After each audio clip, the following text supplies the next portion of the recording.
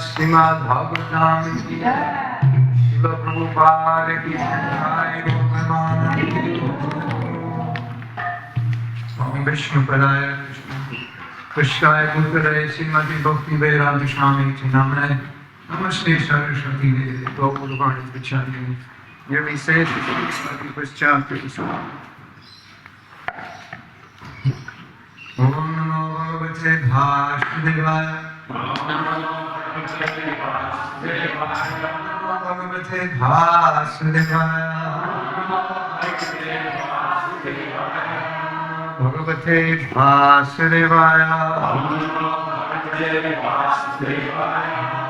Om Vishnupadaya Krishna Prestaya Bhutale Srimate Bhakti Vedanta Swamini Dinamane Namaste Saraswati Deve Gauravani Charmanya Visesa Srimade Paschatya Disitane Vanchakavatarvishta Kapashangavi Vachanapatadana Devyo Vaishnavibhyo Namaha Mukam Kurati Vachalam Bhambolam Gayate Girena Kripa Tamaham Bande Shiguru Dinatarinam Sri Krishna Chaitanya Prabhu Nityananda Shri Advaita Gadadhara Shivaswati Gaur Bhaktavrinda Hare Krishna Krishna Krishna Hare Hare Rama Hare Rama Hare Hare. So we actually did not finish yesterday's verse. So we're going to begin. You wanted to ask a question or make a comment? Is that correct?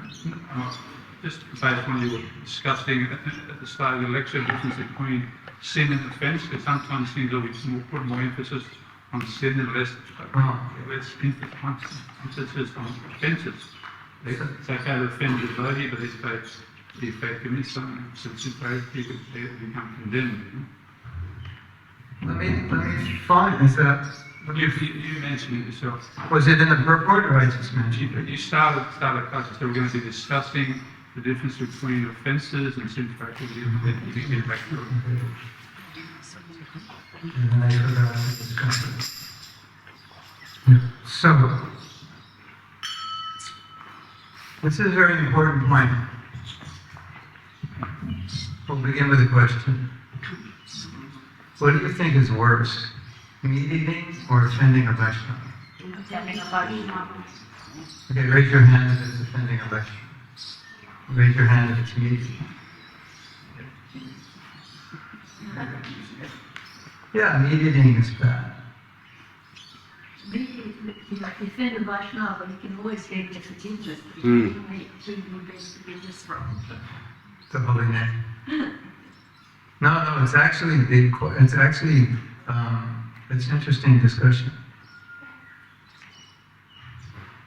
You can ask forgiveness from a Vaishnava, but the effect of that offense, it is said in the scripture, is not eradicated until the stage of prema. So there's it's like a stain, like a mango stain on your building. You wash it, and 3 years later you can still see a little bit of it.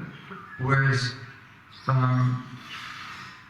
the effect of the sin, it actually doesn't stain the soul. It's a karmic thing. And one chanting of the holy name will eradicate it. So you don't have to ask the cow for forgiveness. But one holy name will eradicate the effects of that. The interesting point is the effects of that offense. Its sinful activity is not going to destroy your bhakti as an offense to a Vaishnava is destroyed. And you can always very easily overcome it. So in Nectar Devotion it says different offenses are overcome at different levels of bhakti, and that offense to a Vaishnava is overcome on the stage. You have to go all the way up to prema for the full mango stain to be washed out. And it's still there. This is just kind of heavy, isn't it? Yes. So that's kind of implying that even though you've offended the Vaishnava, you can still achieve prema. Yeah, because it'll just take longer. Or it's an obstacle. Well, that's true, but you may not. The offense to a Vaishnava may, if you don't ask for forgiveness and feel remorseful, then no, that could destroy your body. It's possible. So there's a purport. I'm not sure.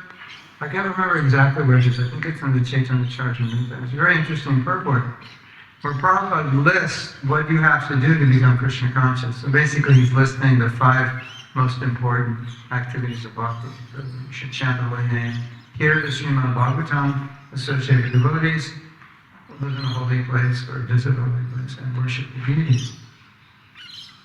And then he ends the sentence. He said, this will make you Krishna conscious as long as you don't offend devotees. So he could nullify all of that through offending devotees.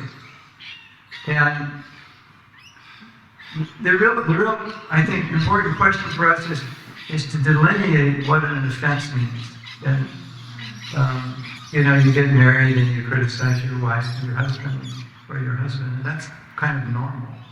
And sometimes you get very angry at them.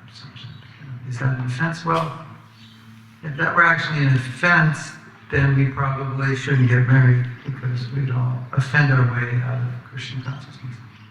Bhaktivinoda Thakur said the motive in which that offense is made, it may seem like an offense, but it just may be loving criticism, or you're trying to rectify a situation. You're very upset because something is going wrong, or you may be upset with the way a leader is acting.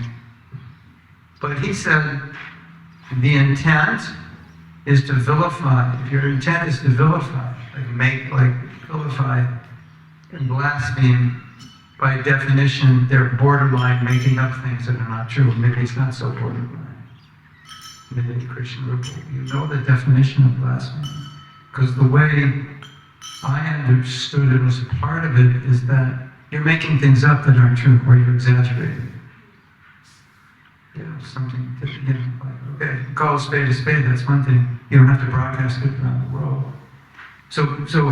But when you're making up things that aren't true or exaggerating to vilify a person, that's blasphemy. So Bhaktivinoda Thakur said, if you criticize a devotee because that devotee's behavior is ill affecting other devotees, or it's ill affecting you, or it's ill affecting that person, that is not considered criticism, because it's the motive is to rectify.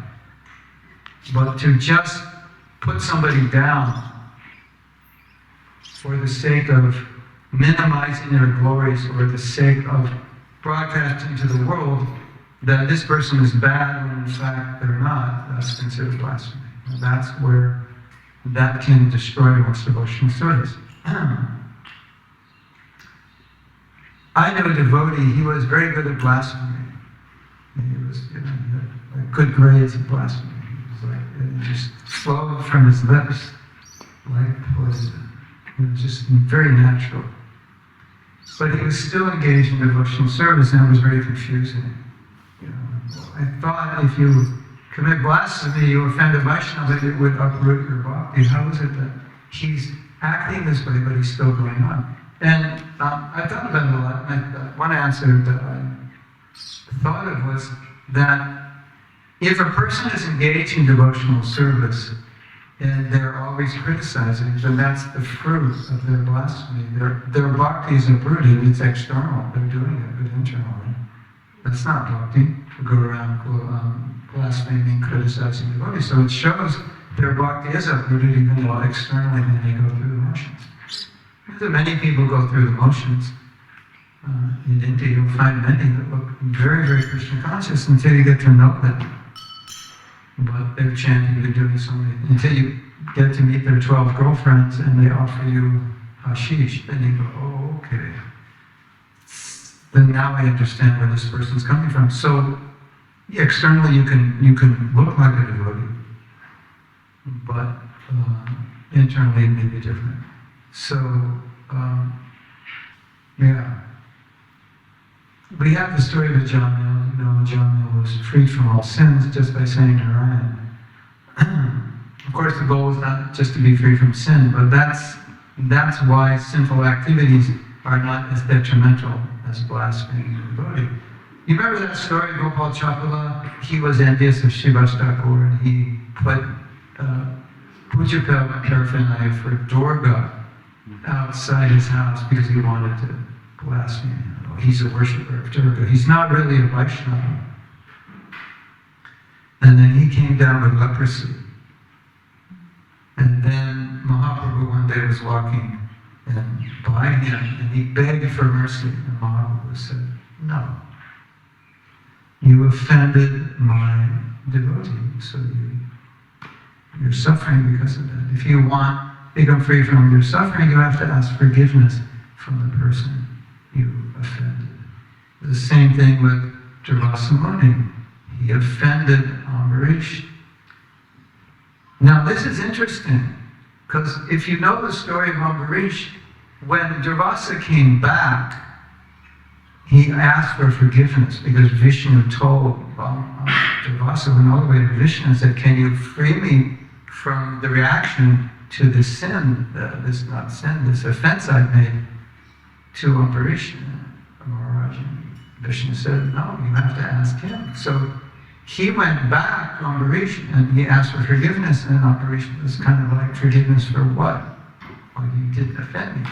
So then the question comes, okay, if I offend the devotee and the devotee's not offended, does that mean I offended him? Well, according to the story, the answer is yes, you did offend him. And Vishnu was offended that you offended him, even though you're not offended, Krishna was offended by the way you were treated. So it's like, well, can I offend in Sri Chaitanya, and if he doesn't take offense, am I cool? Yeah, so I don't know who it said, maybe Bhaktivinoda Thakur said, Vishnu Chakravarti Thakur said, he said, the devotee may not take offense, but the lotus feet of the Lord take offense. So this is the story where Vishnu is saying you have to ask for forgiveness, and Durvasa asked, and Ambarish says, whatever, let's just have breakfast. So he wasn't really offended, but Krishna was offended because his devotee was offended. And Krishna says, the devotees are in my heart, so if you offend the devotee, you've just offended my heart. Even the devotee's not offended, I'm offended. So, we do criticize, it's natural, and sometimes rightfully so we criticize because and we're angry because things are not going the way they should. We feel something that Prabhupada wanted is not happening, or someone in a position of authority is misusing their power. So, but that's not criticism, because our motive is we want to make things better. We're not trying to pull somebody down. We're not trying to get back. We're not trying to defame that person. But if we become angry with a Vaishnava and unreasonably criticize or blaspheme, that could stop one's bhakti. Could just stop it. And Prabhupada gave the example. He said it's kind of like freezing your bank account. Whatever advancement you've made, you don't have access to it. It's frozen. So you offend a Vaishnava, and sometimes we've seen in our movement someone we respect, who's very advanced, offends a Vaishnava, and their bhakti, their creeper just dries up, and they give up bhakti, they stop chanting, they go away. You cannot control their senses well. And we're all wondering how that could happen with such an elderly devotee. And the answer is, it generally cannot happen unless they make some huge offense. Or they've offended their spiritual master. So it's not necessarily blasphemy, but you've been given a position of responsibility and you misused it. And that's an offense to your guru. And then you also will suffer. You don't want to offend your guru, obviously. Now, here's another thing to watch out for. You might say, well, what if I offend Bhakta Joe? He's just a new Bhakta, he's kind of like, what does it matter? I've offended Bhakta Joe. Yes and no, it's true. Now, the greater the offense and the higher the Vaishnava, the more there's a reaction. So if you need to offend someone, offend Bhakta Joe if you have to. But as you go higher, the reaction is greater as you offend a greater Vaishnava. So sometimes there is conflict between, Vaishnava societies and so forth, and there's a tendency to criticize acharyas of other organizations. I would say, be very careful. You may not agree with them. And Prabhupada said, I can criticize, you cannot, because that could be very unhealthy for you. It's the higher they go, the greater the reaction is. So, obviously, we should try to avoid criticism. especially towards advanced senior Vaishnavas. Now, I said yesterday, one thing I saw that upset Prabhupada was when the devotees would come to him and criticize other devotees. And there's a story where one devotee who is very dear to me because basically I'm a devotee because of him, but he did things that were worthy of being criticized. He actually did a lot of things that were, as a leader, that weren't kosher. And so the devotee came to Prabhupada to tell him about these things. And Prabhupada loved this devotee. This devotee did so much service. Prabhupada kicked the devotee out of the room. He said, leave. He didn't want to hear it. Prabhupada didn't want to cultivate this mood of allowing criticism just very freely to flow. And perhaps you've heard stories about Srila Bhaktisiddhanta, that when someone would come to him to complain, the first thing he would say is say something nice about them. And so the devotee would say something nice, or a few things nice. And then Bhaktisiddhanta would say, okay, so you can leave now. And the devotee would say, but I didn't get to tell you the problem. He said, no, you can leave. And it's not that he didn't want to deal with the problem, but he wanted to teach his disciples the importance of glorifying Vaishnavas. So it's interesting, if you look at what glorification of a Vaishnava does and how it's there in our Shastra and how important it is, and what offending a Vaishnava does, basically does the opposite. Like, by glorifying a Vaishnava, you get mercy. By mercy, by the grace of a Vaishnava, you go up. By criticizing, blaspheming, you don't get mercy, but the opposite, you get a reaction which pushes you down. So it's completely opposite. So we always say, Guru Dev, Kripa Bindu, or we see any superior like our Guru, give me a drop of mercy, your mercy is all I made of, your mercy is everything. We thrive on the mercy of advanced devotees. So as we thrive on their mercy, we're destroyed by criticizing them. It's just like complete opposite. So we should be careful, but I think there's something deeper in this discussion. Said, okay, I'm going to be very careful. I'm not even going to get near an elevated devotee because I might offend them. So I have a new policy. If there's an advanced devotee coming to the temple, I will not come because maybe I'll criticize. No, that's not exactly what we want to do. We want to understand our own heart. What is going on within our own heart that's causing us to be so critical. Sometimes there's obvious objective reasons that we're critical, but in our criticism, sometimes we become blasphemous as opposed to just trying to correct the situation. There's an obvious difference, right? Isn't there? Like you can point out there's a problem, we need to solve it, or you could become very heavily blasphemous, as sometimes we see on social media when people are very angry and upset. And rightly so angry and upset, but how do you conduct that in a Krishna conscious way so you don't pollute the atmosphere? I don't know if you've ever seen this, but sometimes when we try to rectify a problem, we create a greater problem because we're so angry and we don't control ourselves. Have you seen that before? Like the solution becomes worse than the problem itself. See, we have to be careful, and we have to look at like what's going on inside of me. Why am I becoming so upset? Or maybe I know why I'm upset because what was done was wrong, but how am I dealing with it? How is it affecting me, triggering me, and so forth.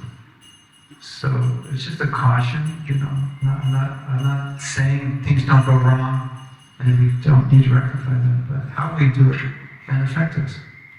And why we're doing it, why we're getting extremely upset, we have to ask ourselves, is it justifiable? Is it not justifiable? Is it anartha in myself? Am I envious of this person, perhaps? Do I have a hatred for this person? That's another thing.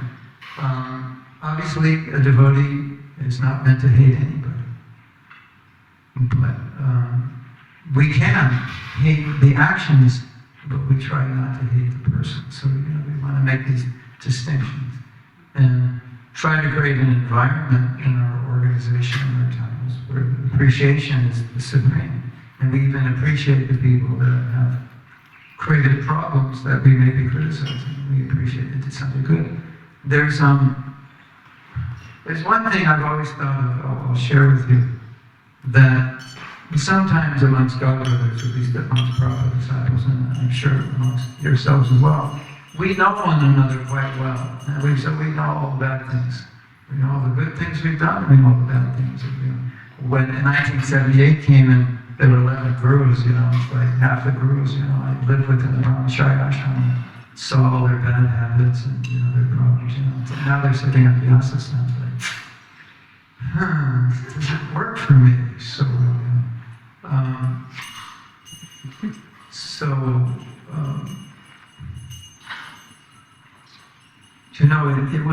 it was challenging to deal with it in a respectful way. And the way that I did it is I knew that these people were very dear to Prabhupada. So no matter whatever bad things they did, of course Prabhupada wouldn't like, but they did so many good things.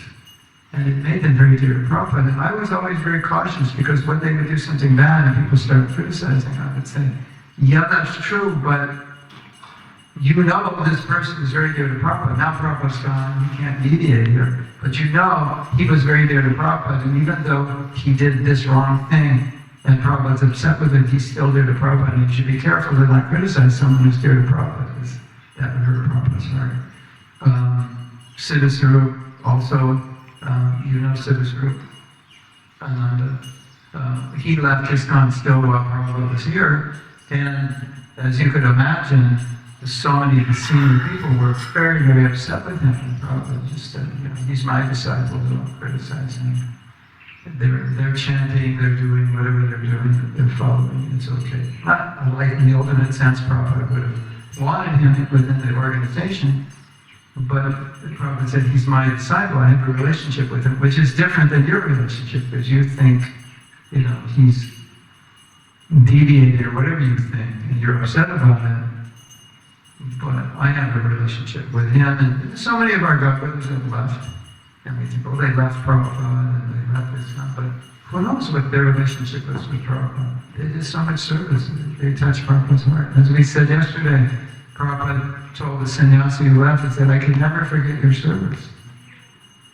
So I think we need to be a little cautious, just, knowing that someone has pleased Prabhupada and is dear to Prabhupada, and they may have done some very bad things afterwards. But you be careful, how we deal with people who are dear to Prabhupada. That's just how I personally deal with it. It doesn't minimize their faults, we don't overlook them. But at the same time, we appreciate it. Okay. What I think will help us in our bhakti is if we try to replace criticism with appreciation. Because I know devotees, I have God brothers who I've never heard criticize anybody. And all they do is appreciate it. And I'm always thinking, wow, what is going on inside? They're always seeing the good in others. And I'm thinking, I don't do that. There's something, he's not doing it artificially, actually. He just appreciates devotees, like every little service they do. He's always glorifying them. Oh, this devotee did this, he's so wonderful, he's so amazing.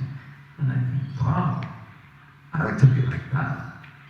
So, it's obvious that that's what's going on inside him. That's how he sees. It's not artificial. That's him. He's speaking what he's feeling. What he's seeing is what he's feeling.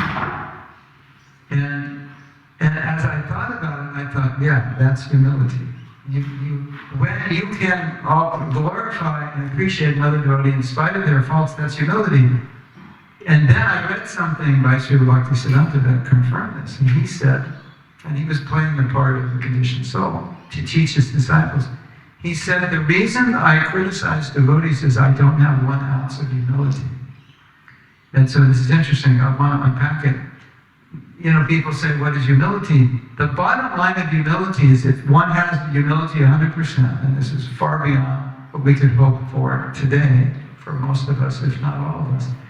Humility 100% means you see everyone is better than you. And when you take it to the level of prema, that everyone includes all living entities. That's why Krishna does Kara said worm and stool. That means I'm lower than everybody. I'm even lower than the other worms because I'm on stool. So that's humility. So just as a theoretical model, this is humility. I see everyone better. Okay, we ask ourselves, how many people in the world do you see are better than you? Well, we can start with devotees. How many devotees do you see that are better than you? Some. Some are, some are. And then non-devotees. Well, how many non-devotees do you see are better? Well, maybe they might be materially better, but spiritually I think I'm better. I think generally we would think that way. And the devotee who has humility, if you understand this definition, you'll see it in Prabhupada's books, in the actions of the humble devotees that actually think everybody's better. It's not artificial. That's how they think, that's how they see, that's how they feel. Hare Krishna.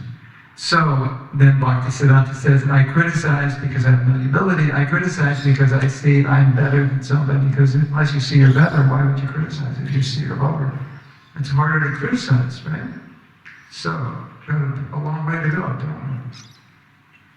But these are the kind of things we can reflect on. You know, why do I need to see the fault in another? So, in my meditation on this, one thing that I think is so beautiful is we can create a culture where there's lots and lots of appreciation. And if there's any criticism, it's only done for the benefit of the community, the benefit of the devotee, and it's done very genuinely with concern. That's the Vaishnava environment. It's kind of like free from aparad. You could say free from false ego sometimes when we have meetings or when we have somebody say, okay, we are now creating a false ego-free environment. No false ego allowed in these discussions. Just humility and just appreciation, honesty. And it's funny, you know, everyone wants to be appreciated, right? But then we say, well, you're a devotee, you shouldn't want to be appreciated, you should appreciate. But the thing is, if everyone appreciates, then everybody gets appreciation. So you'll get it as byproduct. Even if you don't, you're so advanced, you don't want it, don't need it. But everyone's inspired by appreciation. Because appreciation, you know, it's like, well, I'm doing something right. You know, one of the human needs is to know there's a reason to get out of bed in the morning. Like I have some reason to exist. Because if I don't have a reason to exist, then I don't get up. I don't get up in the morning. I don't do anything. So it's a natural need that we all have, which is a little different than pride and being honored. You know, just being appreciated that yes, what you have done is good, and so it's acknowledgement. I'll continue doing that. The devotees are pleased. So that's good. So when there's appreciation, we all get that need fulfilled. And many of you know that the need for appreciation is even fulfilled more by giving it than getting it. It's like, you know, it's like the more you give it, the less you feel like you need it, isn't it? You have that experience, yeah. So my realization is like, if I am reluctant to give appreciation, it's like there's a pride issue. There's something going on inside. Why can't I appreciate? Now, in terms of, we said, you know, offending the high devotee, but there's also Bhakti Siddhanta Saraswati Thakur also described another offense. It's called jana aparad. You have Vaishnava aparad. Vaishnava means devotee. Aparad means offense, or that which distances you from the worship of Krishna. Aparada, against worship. And jana aparad. Jana means person.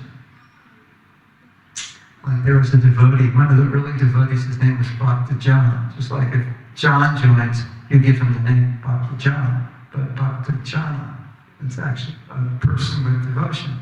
Bhakta Jana. So Jana aparad means offense to people in general. And that's also an aparad. And I was actually thinking about this today. You might think, well, you know, if I just criticize just an ordinary person, it's like not a big deal, it's not that bad. And so Bhaktisiddhanta said, and I think we can all understand this, it's bad because it's a mentality, it's a critical mentality. And as a spiritual master, I was a disciple of Prabhupada, and I was always on the disciple side, but when I became spiritual master, then I get to see things from the other side. And what I've noticed is that if a devotee is very critical, start criticizing a lot and complaining a lot about the other God brothers, God sisters, this and that, eventually it kind of filters its way up to me and they start criticizing me. It's like very common, because it's a tendency. And so like, where does that tend, if you don't catch it, where does it stop? It will go to Guru, it could go to Krishna. And this is not a one-off. I've seen this a lot. So, when somebody's very critical, I'm like, yeah, just wait.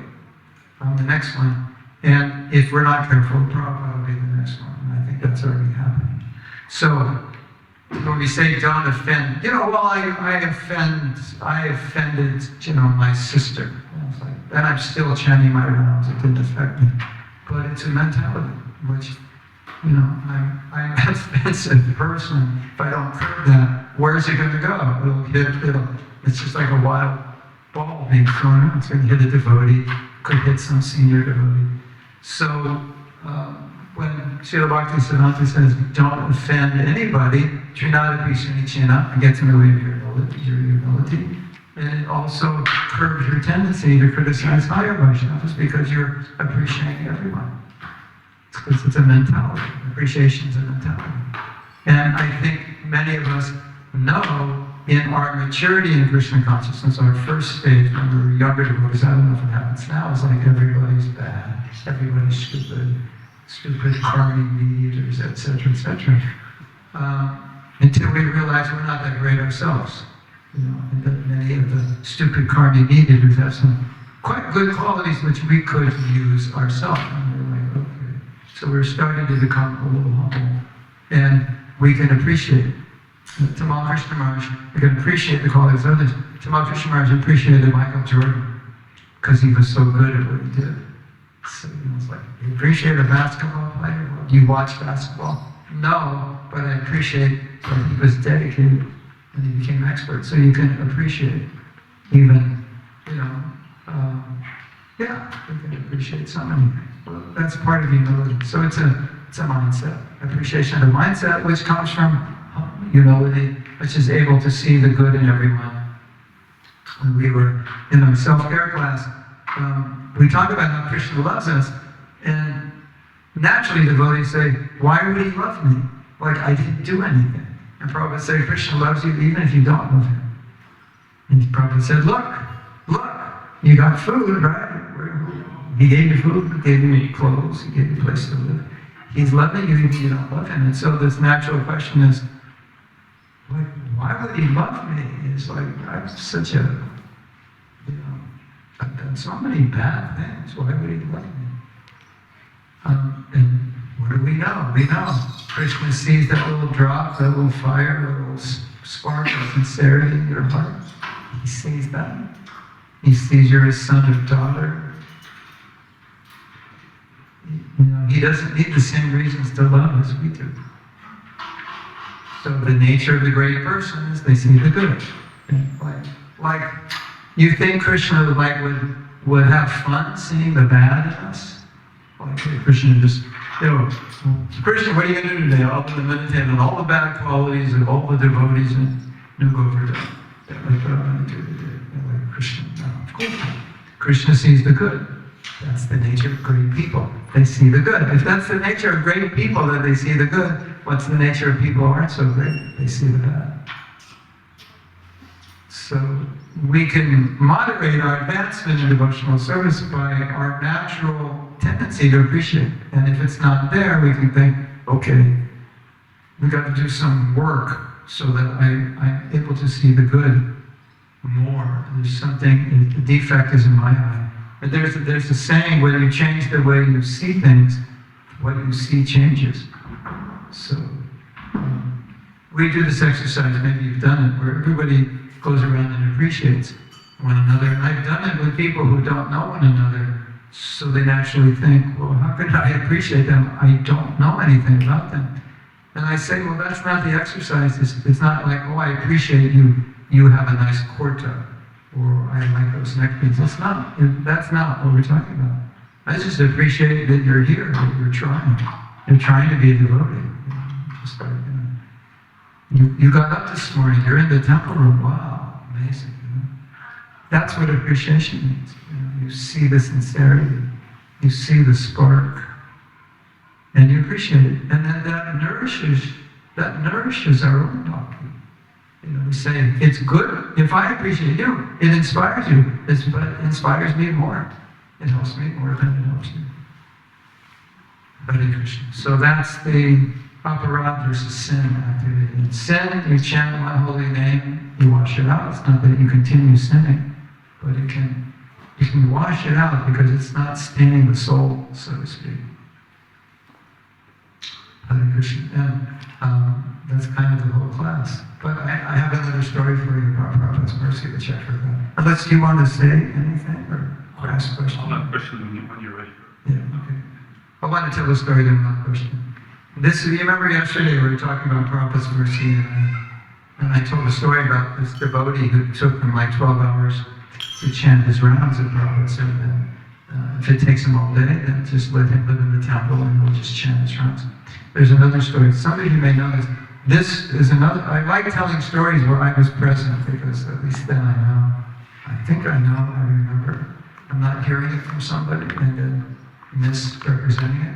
So this takes place in 1969. And the story is very relevant to what's going on today with the whole issue of gender and so forth. So I was coming to the temple in the fall of 1969, and the temple was 2 blocks from the university that I was attending in Berkeley, California. It was a very liberal place.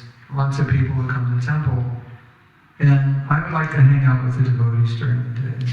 So it was very easy to go there because I was in the university. Would just come there. And there was another man. I say man because I was 19. He was about 24. To me, that 24 was like, oh my God, he's so old. When you're 19, 24 is kind of old, isn't it? 30 is like you're an antique. If you remember. So I remember like 30-year-olds. So like that's like a different yuga. So he was older. Maybe he was 26, so he's like 5, 6, 7 years older than me. And he was getting into Krishna consciousness, and I would come, and he would come, and I'd see him there. And he was not living in the temple, and he was not shaved up, but he would come in a dhoti. He'd wear a saffron dhoti when he'd come. Hare Krishna. And so, cool, everything's great. He's coming, I'm coming, and we're getting into Krishna consciousness. It's nice. And one day he shows up in a sari. And speaking like a woman in a high voice.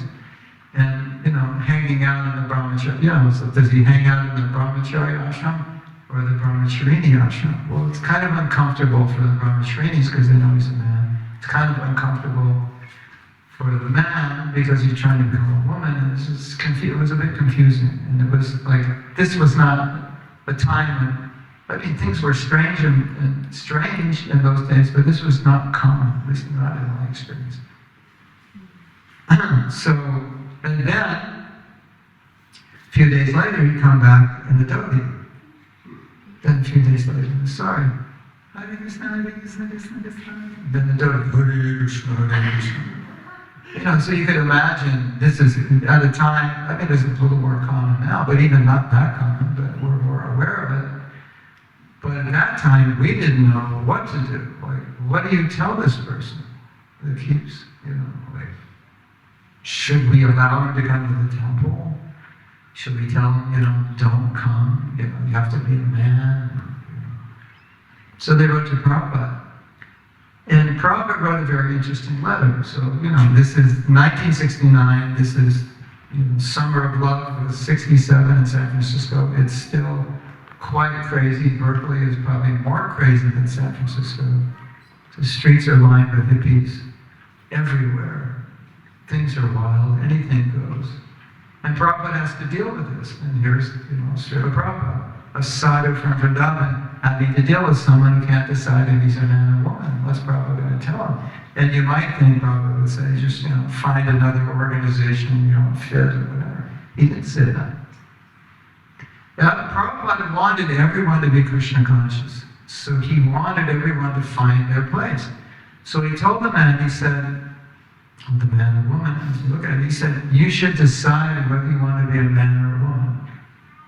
Because this probably didn't use the word fluidity, but some people now, say I'm a man in the morning and in the evening I'm a woman. That's Prabhupada said, that's not good. You should just decide one or the other. So, in other words, Prabhupada was saying, if you want to be a woman, that's fine, but just, don't keep going back and forth. It's not good for you. It's confusing to other people. It's confusing to you. Just decide which one you want to be and be that. Hare Krishna. So, that shows that Prabhupada just wanted to give everyone an opportunity to practice Krishna consciousness, even if they weren't coming in the most normal way. That's just find a place. And there's so many examples of Prabhupada doing that. So obviously, as his representative, we should be patient, kind, and understanding of people. Hare Krishna. Okay, you want to ask or share? Continue. Prabhu, you mentioned Bhakti Jal, lesser versus higher. But then we have the example of Dhruva Maharaj, where stepmother took offence. And later on, it seems like she got a pretty heavy reaction, and sometimes devotees say it's tied into that initial offence. So if you criticise a devotee or somebody, you can say at a lower stage or in a fallen stage, but later on, let it rectify themselves, become better situated in the spiritual practice, then that offence will be magnified. Does that make any sense? You're saying that sometimes the consequence of the offence comes up later? If the circumstances of the person that received the offence, like in case of Dhruva, the person becomes advanced? Yeah, and then they're criticised. That's an interesting question. I offended Bhakti Joe, but now Bhakti Joe's a guru, so that offense is gone. I don't know how it works, but that's true. Is that how it works with Dhruva? It seems like some devotees, I've heard in classes that the reaction his stepmother received was due to, when she walked into the fire, she got burnt in the fire. Oh yeah, but that was...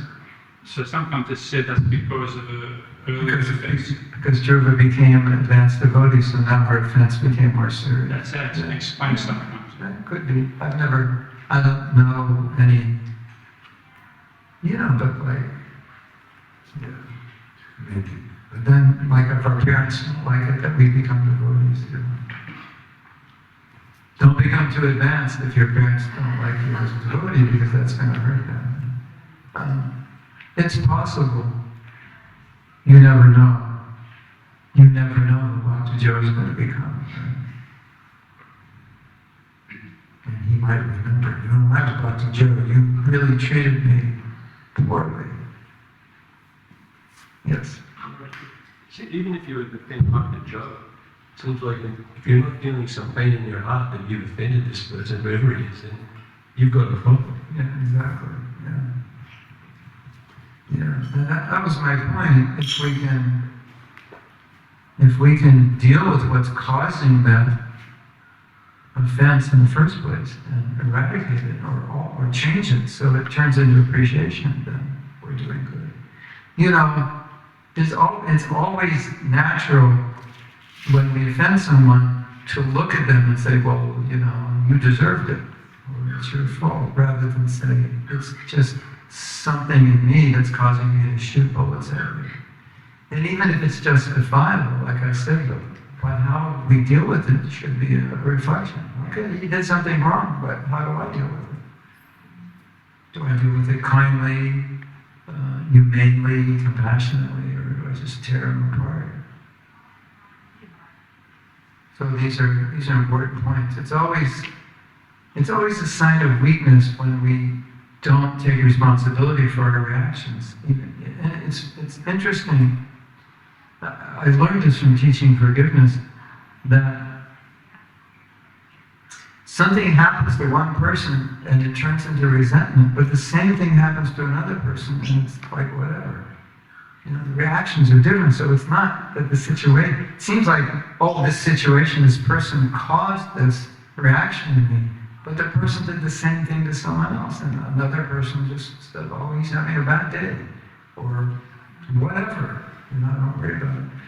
So it seems like he's the cause, but it's got to be something inside that is triggering, or he's a catalyst or something that's in there, otherwise, why is the other person not upset by the same action? And when 9/11 happened, in America, there were so many different reactions. Some people were sad, some people were angry, some people wanted to save the world, some people wanted to take antidepressants. It's like everyone had a different reaction to the same thing. So we cope in different ways, but our tendency is to think, this event has caused me to react this way, but we all react differently. So, it's always good to look and say, why am I reacting like this? Because not everybody reacts this way to the same thing. Thank you.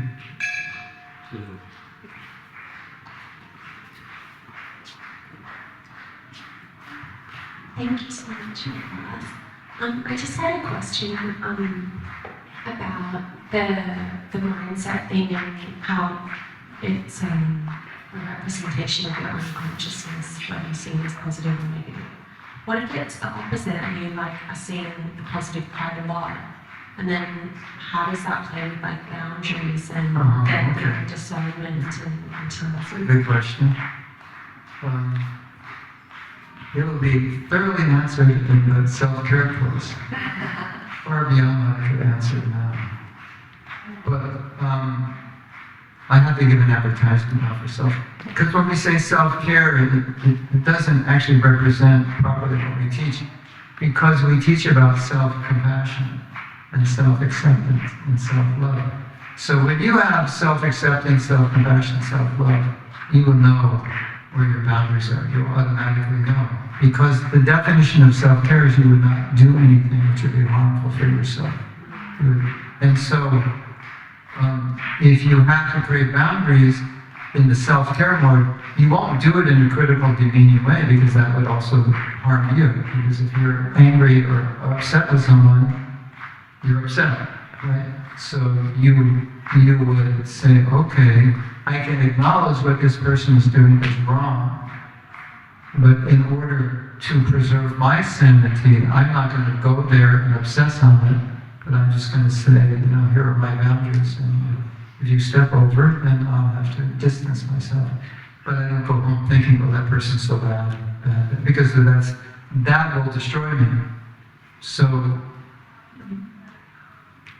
Anukul Yasva Sankalpa means do everything which is beneficial for your body. So your bottom line as a devotee, all of us, is that we have to act in ways which is beneficial for our bhakti. So you see, I have to create boundaries here because it's beneficial for my bhakti. But I can't create boundaries with the impetus of criticism, because that's not beneficial for my bhakti. So I find a proper self-preservation. I'm going to be compassionate upon myself and not allow myself to fall into a situation which is going to be detrimental, physically, emotionally, or spiritually. And so, when you have this mood, it really helps in preventing falling into that deeply critical mode, because that's really harming you more than anybody. But if you have to acknowledge this is wrong, you can do it without criticism. Just acknowledge, okay, objectively this is wrong. Now how do I react to what's wrong? I can react in a way that will uplift me or degrade me. And by default, or by conditioning, we tend to react in a way, or often react in a way that can harm us rather than, just be neutral about it. Does that make sense? Yeah. So, I can share something that I've realized over the years. As we all know that our conditioning can cause us sometimes to be very negative. Our conditioning can cause us to be very critical, or just have an attitude which isn't helpful. And so my realization of self-care, self-compassion, or self-love is that whatever attitude I have that is detrimental to my bhakti, I have to either turn it around, purify it, or minimize it, or neutralize it, or throw it in the dustbin. And whatever attitude will help my bhakti, I have to bring in. Because so often we have attitudes that are antithetical to our well-being, and then we indulge in them because of our conditioning. Isn't it? And some of us, like, when we're in bad consciousness, we're just like criticizing everyone and everything that goes by us. We're just upset. And that's the person who suffers the most when we are critical is us. Because we're embodying this mentality. And the person who benefits the most is us when we're appreciated. So if you want to be compassionate upon yourself, you would not entertain any consciousness or belief or attitude which should be detrimental to your well-being. And by that definition, you would know how to answer your question. You would just automatically know, okay, I'm going to deal with it this way because this would be the best way to resolve this issue without degrading myself and allowing me to create whatever boundaries I need and not become critical, but being able to look at the problem but not allowing that problem to degrade me. How many times have you looked at a problem and just become frustrated and angry and upset the whole day? Right? If you're self-compassionate, you will not allow a problem to do that to you. You'll process it and you'll like put a time limit. Okay, I can deal with this problem. After that, it's too much. And I learned something once in a seminar I'll share with you. If you're so unfortunate that you can't come to the self-care workshop, I'll share something from it now. But maybe this will stimulate you to come. In our life, we have to have at least 5 times more positive interactions and things coming to us than negative. 5 to 1. So for every negative, you would need 5 positive to get to 0. Otherwise, if you have less than 5 positive to count, you're just going to start becoming upset, critical, angry, and especially discouraged. Because there are plenty of things to discourage us, aren't there? You know this formula in marriage is every time you perform a negative action to your spouse, you have to do 5 to get it to 0. So it's the same in life. And if you want to be discouraged, I can tell you how. It's really easy. Think of something bad and keep thinking about it long enough. At a certain point, you're going to want to vomit. And just go, fed up. That's how discouragement works. It's a focus on something that's upsetting and bad. And there's a lot of bad and upsetting things in the world, right? And that's why a lot of doctors say, don't watch the news, because it's so upsetting, it affects you physically in a negative way. So there has to be positivity in your life. And that's part of self-care, that I will have positive things in my life. I will go out and make sure the positive overwhelms the negative. That's part of self-care. So that's part of self-compassion. It's like duh, of course, it makes so much sense, but we don't talk about it. But I extracted it from Prabhupada's teachings. It's there, we just don't put it together. That's why the course is so good. Okay, here's my advertisement. Because, it's not like I come here. I have like 8 workshops I teach, and the best response of any workshop, even better than job and forgiveness, was the self-care course. I never got such good testimony of how it transformed from this negativity and putting myself down and berating myself and all the guilt and shame I have, how it solved that, and how I allowed Krishna to love. I allowed myself to accept that Krishna loves me despite my faults. And stop trying to be a perfectionist and stop beating myself up when I'm not perfect and all that. And so we talk a lot about that. So if you have a problem with that, this course was designed for you. And, when we say self-care, it's like, whatever, it doesn't sound exciting. It's all about internal, about this little voice that says, I don't care. You ever have that voice inside you that says, I don't care? I got around left, I sleep at night, I don't care. Go to sleep. You know that voice? You have that voice? You're chanting bad rounds, like whatever, they're just bad, I don't care. That voice will kill you. That I don't care voice is sort of like, this course is to get rid of that I don't care voice to the I do care voice. To not only I do care, to the compassionate voice, or the I love myself. And so And so I told the devotees that really the real key to good japa is this. When you say, I don't really care about my japa, I say, no, that's not true. That's a symptom. You don't care about yourself. And that's why you don't care about your japa. And anytime you say, I don't care about blank, ask yourself, is it true or is it that I don't care enough about myself to care enough about blank? Interesting, right? So that's my personal realization is if I don't care about my japa, I don't care about myself. So I started teaching japa and self-care together, and devotees say, yeah, my japa is better because I care more about myself now. It's because I care about myself, naturally I care about my japa. Thus ends my advertisement. They say in marketing, you just teach philosophy. That's how you market a course. You just teach what's in it, so you know. I just wanted you to know that's what's in it. Because if it just says self-care, you think, oh, it's just about balancing your life, getting enough exercise, drinking enough water, don't work more than 8 hours. No, it's we work on the internal, because you can never care for yourself externally if you don't switch the switch from I don't care to I do care. Hare Krishna. Thank you. Okay, one question and then or comment, yes. So you mentioned that until we get to the stage of birth, we're not able to eradicate all our offences. Prema, it's the worst. Prema. Not that we don't, it's just they go away. They're fully the effects of the offense there. So presumably if we're dealing with offences potentially from previous lives. Could be. So I'm just wondering, how would we know that? How would we deal with that? Well, from previous life, what do you do with such a situation? Hare Krishna, Hare Krishna, Krishna. I would say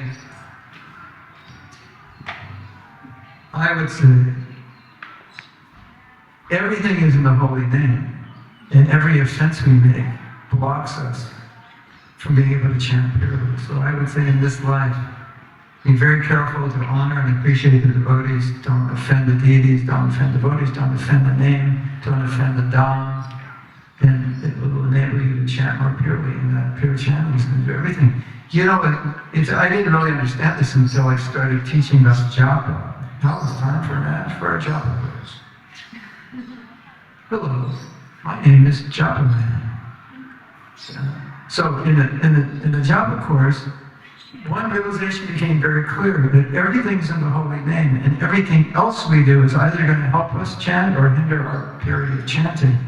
So that when you understand that, you're like, okay, I have to be hearing Bhagavatam, I have to be associating with devotees, doing some deity worship, at least attending the temple program, and very careful in my dealings with the devotees. There's another thing in answer to your question. Asking devotees to forgive me for any offenses I've made. Knowingly or unknowingly, every day, I ask, please forgive me. But in general, when you chant Panchakapaturikas, after you do that, you say, my dear Vaishnavas, if I've offended you, please forgive me.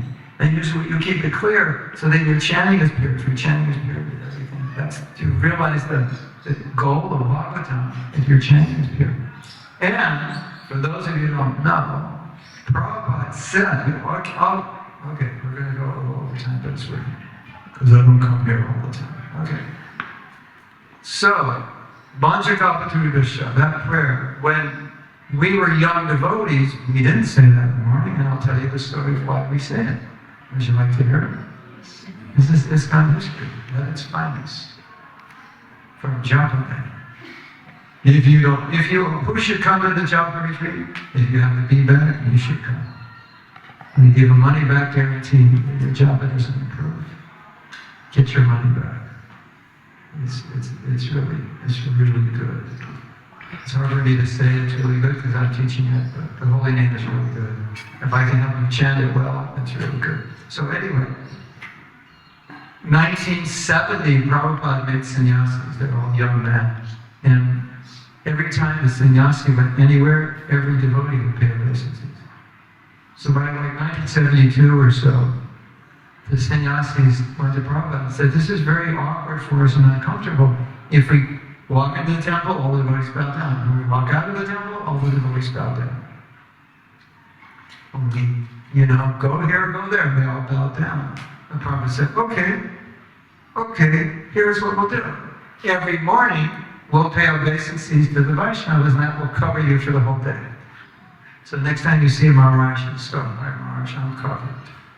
I did my lunch a couple this morning, I'm covered. Nice to see you. Because it says if you don't pay obeisances to a sannyasi, you have to fast. Right? So then Prabhupada instituted that. In the morning, we will say this Vaishnava pranam. And then he said, and after you say it, you should say, my dear Vaishnava devotees of the Lord, please forgive any offenses I may have committed, which means I may have committed it unknowingly or knowingly. So every day you start out clear of the slate. And so ultimately, our level of purity, our practice of sadhana, is all affecting our chanting the holy name. And one devotee, Prabhupada asked one devotee, he said, why do you read my books? And Prabhupada said, the devotee said, to understand the philosophy. And Prabhupada said, no, you read my books to come to the stage of pure chanting. And if you come to the stage of pure chanting, you've realized the essence of the Shastra. And that's why it says, if one offense is to blaspheme Vedic literature, because the goal of the Vedas is to chant the holy name purely. And so if you're offending the Vedas, you're offending the holy name. Isn't that interesting? So that was my realization, like after 20 years of doing jump, I just seen that it's like, what is the position of everything else? Deity worship is important, Bhagavatam, this and that. But then I run into devotees who like do 2 hours of puja in the morning and chant like 3 rounds and they go to work. I'm like, no. You did not make a vow to do puja. You made a vow to chant your rounds, you should do it properly. And all the other activities will support you. So that's what I would say to them. What can you do? Ask for forgiveness, do not offend Vaishnavas, appreciate them. Engage in the 5 aspects of devotional service. Chant the holy name purely, begging, praying to Krishna for pure bhakti.